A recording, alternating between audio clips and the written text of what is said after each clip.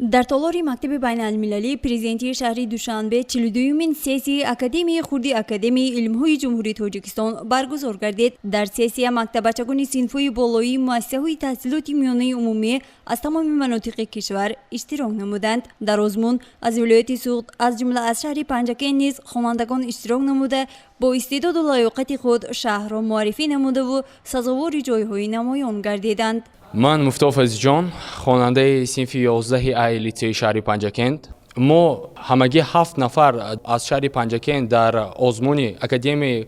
خردی علمها که در شهر دوشنبه دوره جمهوری شده گذشت اشتراک کردیم. از 7 نفری که از شهر پنجاکent رفته بودیم 6 تایمان جاهای نمایان را سزاوار شدیم. من شخصا خودم باشم اگر سزاواری عنوانی عضو وابسته اکادمیای خردی علمها را گرفتم از بخش استروفیزیکا با کار علمی تحقیقاتی خود در این زمان من الکی عضو اکادمیای خردی علمهای جمهوری تاجیکستان به حساب می روم. ما جوانان با اساسگذار صلح و وحدت ملی پیشوای ملت پریزیدنت جمهوری تاجیکستان جناب عالی محترم امام علی رحمان و حکومت کشورمان عرض سپاس خود را می خواهیم بیان نماییم تا اینکه به شرافت آن کس و به شرافت حکومتمان چنین آزمون‌ها و چنین اقدام‌ها راه اندازی نمودند تا اینکه ما جوانان در آینده برای آینده ملتمان برای آینده سازی کشورمان سهم خود را گذاریم و فکر می‌کنم که هر یک جوانی که در آنجا اشتراک کرده بود و شخصا من خودم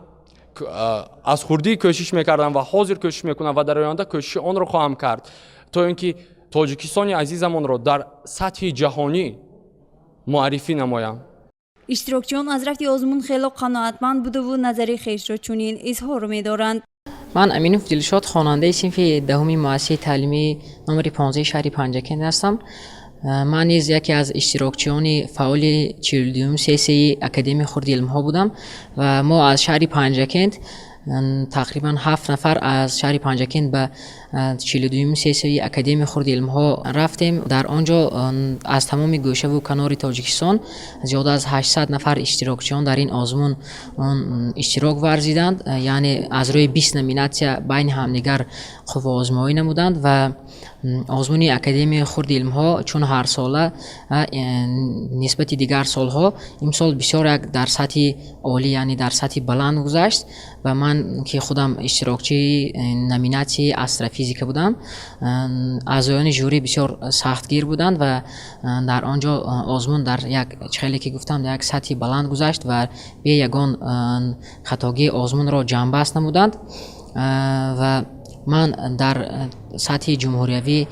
از بخش استروفیزیکا با کار علمی خودم جای اول را اشغال نمودم و راضی هستم از سطح گزارش آزمون و در آخر مینداری خودم را به اساسگذار صلح و وحدت ملی و پیشوای ملت پریزیدنت جمهوری تاجیکستان جناب عالی محترم امام علی رحمان میرسانم که و ما جوانان چنین اقدام ها را برای باز هم خوبتر و نخستر شدنی سطح دانش ما در هم سطح هم فرهنگی هم سطح علمیش به ما جوانان یعنی چنین اقدام های نیک را پیشکش می نمایند. واقعا باعث ذکر است که در کشور با ابتکار رهبری خردپیشه اساسگذار صلح و وحدت ملی پیشوای ملت پریزیدنت جمهوری تاجیکستان محترم امام علی رحمان آزمون‌های زیاد بهر جلب جوانان به علم آموزی و از پی اختراعکاری گردیدن ایشان براه مانده شده و بهترین اقدام برای دریافت چهره‌های نو در ساحه علمی باشد. کسیف چنین جوانان لیاقتمند زیاد گردیده و بهر پیشرفت و به جهان معرفی نمودن تاجیکستانی عزیز سهم گذار باشند.